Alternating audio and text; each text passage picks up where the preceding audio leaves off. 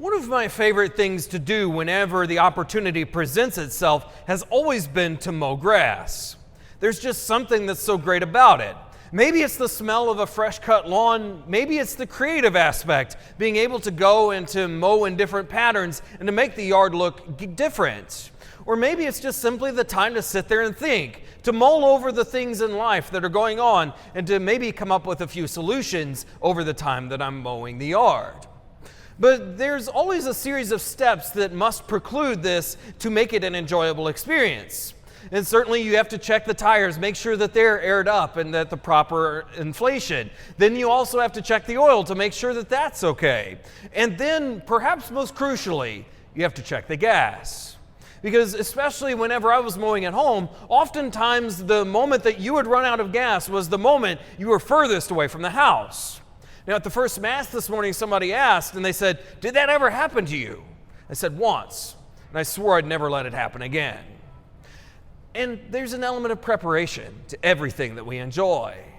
And if we look at the gospel, it doesn't necessarily seem to be about enjoyment. Instead, Jesus is taking a very harsh stance, again, it seems, as so many of the gospels have in recent times. He starts off with this very difficult saying, "If anyone who comes to me without hating his father or his mother, his brothers or his sisters, his wife or his children, even his own life, he cannot be my disciple." Cannot be my disciple. What's going on here? Why is Jesus encouraging us to hatred? This God who is so loving, so compassionate, so forgiving. Why does he want hatred? Especially in those that are around us, those that are most close to us. It would be much more easy if he told us to hate the people in the comments section, or perhaps the one that just cut us off on the road. That would be much more likely. So what's going on here? To understand the fullness of this gospel, of course, we need to delve into the specifics. And so we continue on down this gospel and we see what Jesus means.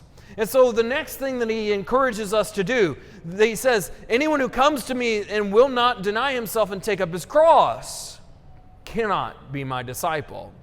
This one's a little bit more expected, and yet it's something that is very difficult in this modern day and age. Whenever crosses are something to be put into the corner, kind of glanced at, nothing more. But then he continues on, and he talks about this calculation that must be done. He says, which one of you would build a tower without first counting the cost? If that happened, the one who did it might start to lay the foundation, might start to build up, and then all of a sudden run out of resources.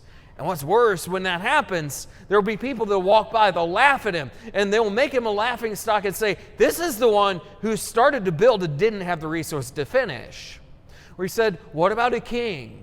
A king, whenever they're in battle at war, they would have to look and assess the situation. If they have 10,000 troops, do they think that they can successfully overcome the opposing force that has 20,000?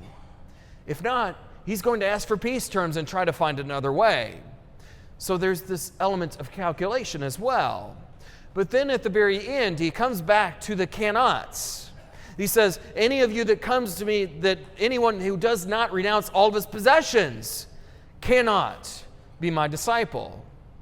Again, something difficult. Is Jesus calling us to live this aesthetic way of life out in the middle of the desert with nothing to our name? Not quite. To understand what Jesus is saying, we need to take all of this together. Because when Jesus is encouraging us, he's doing it in a roundabout way, saying, this person can't be my disciple, this person cannot be my disciple, this person cannot be my disciple. So what is he saying? To be a disciple is to be a follower. To be a disciple is to be one that is firmly attached to the Lord our God above everything else. And so what he's saying in the course of this gospel actually starts to make a lot of sense. The person that is attached to money or possessions, they can't really follow Jesus because they're not free to do so. The person that's not carrying their cross, why would they follow the one who was nailed to a cross? Or even whenever it comes to the beginning of the gospel, is he encouraging us to outright hatred to our brothers and our sisters? Not quite. What he is encouraging us to is a virtue called detachment. That is, that we subordinate everything else in our life to our relationship with God. That God is always the most important, that He is the one that we will follow. And most importantly, we adhere to His will in our life, not to our own. Because how easy is it for us to slip kind of in what we want to do, our own plans, our own design for our own life? Certainly the Lord knows that that is a very real danger. And so often what that means is that we will start to amass possessions. We will start to kind of find ways to put our cross over into the corner, so to speak. And sometimes we'll even make relationships in our own life far more important than the relationship with God. Even on Sunday, we find ourselves hanging out with others and not with God. That can happen. But what Jesus is saying is that these are all good things. Certainly, our family is a good. Even some of the possessions in our life can be good things, and they can be helpful if they are subordinated to God's will, and if they are helping us to get closer to God. And so that is the point. Jesus is saying, if you truly want to be a disciple, if you truly want to follow me, then you're going to have to put these things to the side. And you're going to have to, even though they may be good, they will never be as good as God. So He has to be in first place. So discipleship's a little bit different than what some might paint it out to be. And it's not exactly supposed to be easy either. Because notice, whenever Jesus is bringing up these illustrations about calculations, it means something. Because how many of us are standing in the checkout line at the grocery store calculating whether we have enough to buy that bag of chips or maybe that bottle of Pepsi in the cooler? We're likely not calculating about that. It's something that's rather small and trivial in the scheme of things. But we do calculate about the major purchases in our life, about buying that car, buying that house, buying all of the bigger material things that we might need to get. We calculate for those, not for the small things. And that's an important point Jesus is trying to drive at too, because He's telling us discipleship is going to be hard. It's going to cost you something. It's going to cost your life, or at least the way that you see your life. It's going to cost you that. This isn't just something small. The devil at large, what does he want to convince people to do? He isn't outright convincing people to atheism necessarily, but what he is convincing them to do is to minimize religion, to kind of say, we're going to do kind of a little bit of it and not much more. That I'm going to do my little bit over here, do religion or that faith thing in my own way, and then kind of go about my life and go about my business. Kind of put it on the back burner. That is far more dangerous than outright atheism, because atheism is closer to conversion than that. Because whenever one kind of reaches into apathy, all of a sudden they're in this place where they just can't be reached, at least not easily.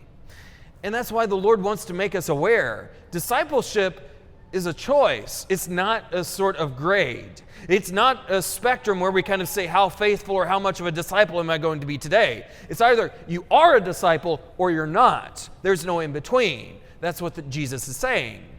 And He wants us to come into this with eyes wide open and say, to be a disciple, it is difficult. There are moments where I want to follow my will over God's, and yet I know that God's is for my happiness and for my fulfillment. There are moments when I want to follow my plan, my design, and yet we know that that will ultimately lead us further away from the kingdom of God, not closer. And so that is what Jesus wants us to be aware of. He's not trying to pull the wool over our eyes. He's not trying to fool us and say discipleship is easy and that everything comes easy to Christians. He never said that. What He is saying is, it will cost you something. I'll grant that. It might cost you a great deal to surrender your will and ultimately adhere to God. And it might even cost you some relationships. It might cost you some possessions. It might even cause you to suffer a little bit in this life as you pick up your cross. But it's worth it. Because where does the path of discipleship lead? If we are truly following after the Lord our God, where has Jesus gone that no one else has gone before? The kingdom of heaven. And that truly makes it worth it. But we have to be disciples. We have to put everything in its right place. We have to be willing to subordinate even relationships, possessions, whatever it may be in our life, even our own plan, our own will, our own designs for our life. All of those must fall underneath following the Lord our God. And that is the encouragement the Lord gives today. So maybe it's worth reflecting. If we're looking at all of these things where Jesus says, this person that aspires to these things or treasures this above all else cannot be my disciple, where is the thing in your life, in my life, that we're getting hung up on? Is it a relationship? Is it the stuff that we need? Or is it even just kind of wanting to put the cross to the side or to forego the way of suffering? Where is that thing that is precluding us or preventing us from being a more authentic disciple? And then, when we find that thing, are we willing to surrender that? Are we willing to give it to the Lord? Are we willing to put it in His hands so that we can follow Him more closely? Because the reason that so many of us are grasping after these things and the world at large grasps after these things, it's truly because we want to be happy, but ultimately it's because we don't trust in the Lord our God enough to make us happy and truly to bring us to the place of eternal fulfillment. But what if we trust? What if we said God's will be for my happiness? What if we said God's will lead to my fulfillment? What if we said for a moment, God will lead me to the kingdom where I will be satisfied forever? Then maybe we will find ourselves willing to pay the price, even if we count the cost. Because none of us, if we're honest, really wants to be caught without enough to build a tower up to the kingdom of heaven. None of us wants to be found without enough resources to conquer the devil and his many demons who are prowling about the world seeking the ruin of souls. None of us wants to run out of gas far away from the house, so to speak. And that is why, my brothers and sisters, Jesus wants us to be aware. To be a disciple, yes. To count the cost also. But then to assent and to put God in first place above all else. Being a disciple might cost us quite a bit. But look at the reward. Look at where the King has gone before. May we live in the hope and expectation of being authentic disciples who are fully submitted to God's will, so that where the shepherd has gone before, we too may follow into the kingdom of heaven.